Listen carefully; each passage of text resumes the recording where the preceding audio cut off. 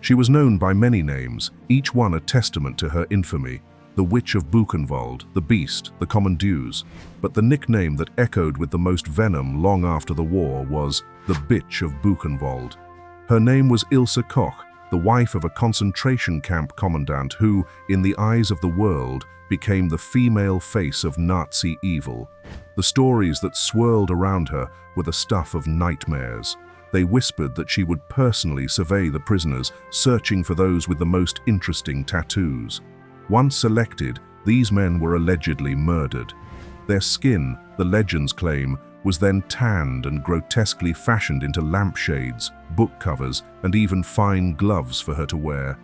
The tale is so profoundly monstrous, it feels like it must have been ripped from the pages of a horror novel. But within this ghastly legend, what is the verifiable truth? In this video, we will meticulously separate the documented facts from the pervasive myths that surround Ilse Koch. Her true story is a chilling exploration of absolute power, unchecked cruelty, and the mechanics of how a legend was forged, a legend that has held the world in its grip for over 75 years. How does an ordinary person devolve into a monster? The story of Ilse Koch does not begin in the barbed wire hellscape of a concentration camp, but in the mundane reality of everyday Germany. Born Ilse Koch in Dresden in 1906, her early years were, by all accounts, utterly unremarkable. Those who knew her as a child recalled a polite, even happy girl. Her father was a factory foreman, and she was raised in a conventional lower-middle-class home. As a young woman, she trained to be a bookkeeper and later found respectable work as a secretary. Absolutely nothing in her youth signaled the capacity for the profound evil she would later embrace. She was, in many ways, a product of her time and place, a Germany reeling from the national humiliation of its defeat in World War I and crippled by a devastating economic depression. In this atmosphere of desperation and resentment, extremist ideologies found fertile ground. The Nazi Party, with its potent promises of restoring national pride and economic stability, was a siren song for countless Germans who felt impoverished and lost. In 1932, at the age of 26, the seemingly ordinary Ilse Koch made a fateful decision and joined the Nazi Party. For Ilse, joining the party was as much a social maneuver as it was a political one. It was through the local SS organization that she met the man who would irrevocably alter the course of her life, Karl Otto Koch. 9 years her senior, divorced, and with a pre-existing criminal record, he was an unlikely partner on paper. Yet, Ilse was undeniably drawn to his charisma and, more importantly, his rising influence within the SS. Karl was a fanatical true believer, a man so dedicated to the Nazi cause that his first wife had left him over his obsession. In Ilse, he found a partner who not only accepted but shared his ambitions and ideology. They were a perfect poisonous match, and they married in 1936. Their devotion to the Nazi Party paid swift dividends. Karl was already entrenched in the burgeoning concentration camp system. Upon their marriage, Ilse joined him, taking a position as a guard and secretary at the Sachsenhausen camp near Berlin, where Karl served as commandant. This was her formal induction into a world of absolute power and systematized cruelty. She was no longer just a secretary from Dresden, she was the wife of an SS colonel, a position of status and authority. Then, in the summer of 1937, her domain of influence expanded dramatically. Karl Otto Koch was appointed the first commandant of Buchenwald, a new concentration camp under construction. It was here, on the hills overlooking Weimar, that the unremarkable Ilse Koch would fade into history, and Ilse Koch, the Queen of Buchenwald, would emerge.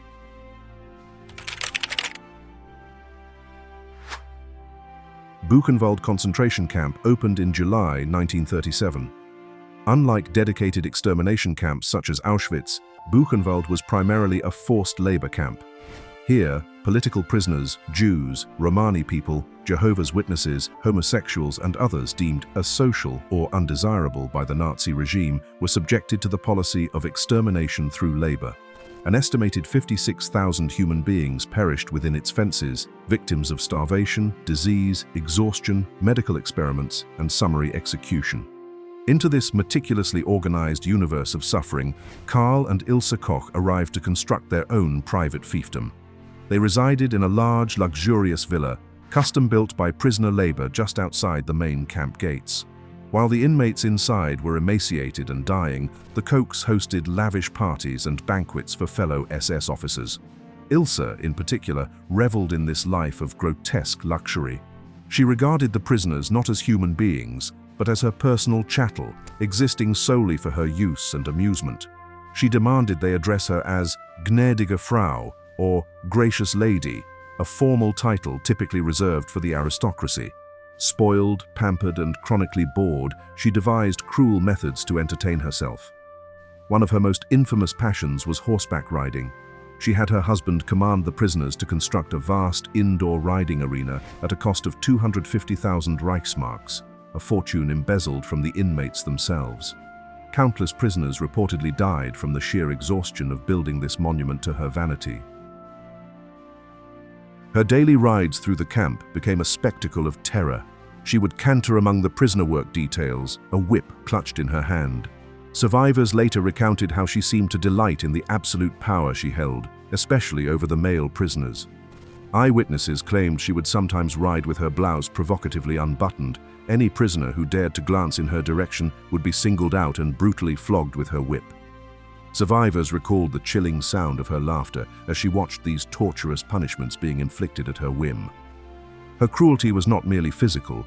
Witnesses testified that she actively participated in selections, the cold-blooded process where SS officers would inspect rows of prisoners to pick out those too sick or weak to work, condemning them to be killed. Some survivors even alleged that she took a special, sadistic interest in selecting children for murder, though these specific claims were never substantiated in a court of law. Although she held no official rank or formal authority within the camp's command structure, her status as the commandant's wife gave her absolute power. The prisoners, who lived in constant fear of her, gave her a secret name, Die Hexe von Buchenwald, the Witch of Buchenwald.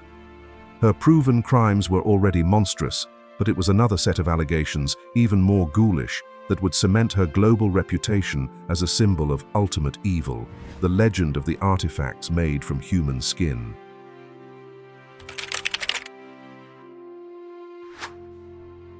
Of all the horrific accusations leveled against Ilse Koch, the story of the lampshades is by far the most famous and the most profoundly disturbing. The legend, as told by camp survivors and sensationalized by the international press, is a study in terror. Ilse Koch would ride through the camp, her eyes scanning the bodies of the prisoners for unique and artistic tattoos. When she spotted a design that pleased her, the prisoner was marked. Shortly thereafter, the man would be summoned to the infirmary, executed by lethal injection, and his tattooed skin would be flayed from his body. This human parchment was then allegedly tanned and crafted into a variety of bespoke objects for the Koch household. Book covers, knife sheaths, gloves, and most notoriously, lampshades. This singular, gruesome narrative is what has defined Ilse Koch in the popular imagination. It came to represent the ultimate act of Nazi dehumanization, the literal transformation of a human being into a decorative object. The story is so perversely twisted that it defies belief. The crucial question, therefore, is whether it is true. The answer is a complex mixture of established fact and unproven allegation. When American forces liberated Buchenwald in April 1945, they discovered undeniable evidence of horrific atrocities. Inside a pathology block, they found several pieces of tanned, tattooed human skin, as well as 2 shrunken heads, artifacts from murdered prisoners. These items were real. They were photographed extensively and presented as evidence to shocked journalists and to German citizens from the nearby town of Weimar, who were forced to tour the camp and confront what had transpired in their backyard. The existence of these ghoulish artifacts is an indisputable fact. It appears they were created by camp doctors, possibly as a perverse form of medical or anthropological study, and were sometimes given as macabre gifts to SS staff members. Where the narrative becomes legally murky is in linking Ilse Koch directly to their creation. While many survivors testified that they had seen her pointing out tattooed prisoners, Her trials failed to produce any definitive evidence or a single eyewitness who could prove that she personally ordered those specific men to be murdered for their skin. Consequently, the formal charge that she had ordered the creation of these objects was dropped for lack of sufficient proof. During her American military trial, prosecutors displayed the pieces of skin as evidence of the camp's fundamental depravity, but they could not forge a direct prosecutable link from the artifacts back to a specific order from Ilse Koch. General Lucius D. Clay, the American military governor who later reviewed her sentence, went so far as to state there was no convincing evidence that she had selected inmates for extermination in order to secure tattooed skins, or that she possessed any articles made of human skin. He controversially suggested a lampshade presented at the trial was actually made of goat skin. The public, however, was not concerned with such legal distinctions. For the media and the world at large, the mere fact that human skin artifacts existed at Buchenwald was confirmation enough. The image of Ilse Koch and her human skin lampshades became an indelible and powerful symbol of Nazi depravity. She was ultimately convicted not for the lampshades, but for her general and willing participation in the criminal enterprise of the camp, a system of torture and mass murder. Yet her troubles had begun years earlier, and her first prosecutors were not the Allies, but the SS itself. Long before the Allies brought Ilse Koch to justice, her own organization had her in its sights. The Kochs' reign at Buchenwald was not only defined by sadism, but also by staggering corruption. Karl Otto Koch treated the camp as his personal piggy bank, systematically embezzling vast sums of money and stealing valuables from the prisoners he was supposed to be guarding. By 1941, their flagrant avarice had attracted the attention of SS internal investigators. The Nazi regime, while meticulously planning genocide, possessed a bizarre and hypocritical obsession with enforcing procedural rules and punishing corruption within its own ranks. An SS judge, Dr. Konrad Morgan, was assigned to lead an investigation into their activities. In August 1943, in a stunning turn of events, both Karl and Ilse Koch were arrested by the Gestapo. The primary charges were large-scale embezzlement and, in Karl's case, the murder of specific prisoners who might have testified against him.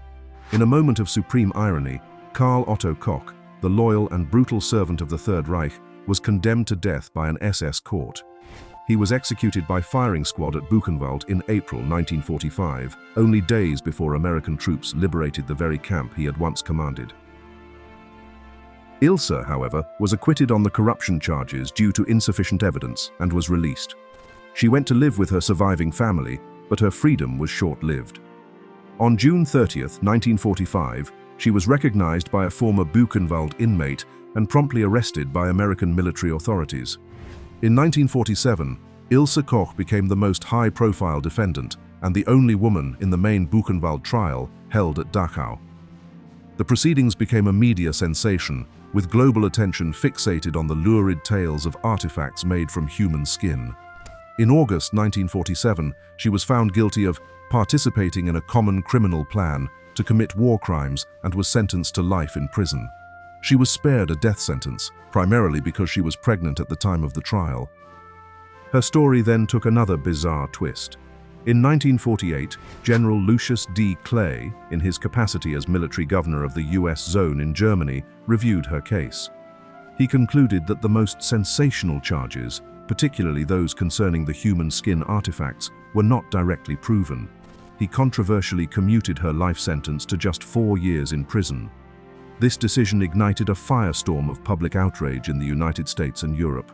The US Senate launched a formal investigation into the matter. The immense political pressure had its intended effect. The moment Ilse Koch was released from American custody in 1949, she was immediately rearrested by West German authorities. Her final trial began in late 1950.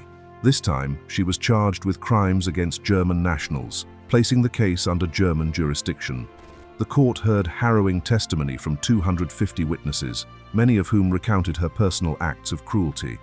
On January 15, 1951, she was found guilty of incitement to murder, incitement to attempted murder, and incitement to the crime of causing grievous bodily harm. She was sentenced to life imprisonment with permanent forfeiture of her civil rights. The court specified that she would never be eligible for parole. The story of Ilse Koch serves as a powerful and unsettling reminder that history is rarely simple. It shows how legends can form and how those legends can sometimes overshadow the documented, proven facts. If you believe that understanding these difficult chapters of our past is crucial to ensuring they are never repeated, please subscribe to our channel and share this video. Your support helps us continue to tell these important stories and ensure that the victims and the perpetrators are not forgotten.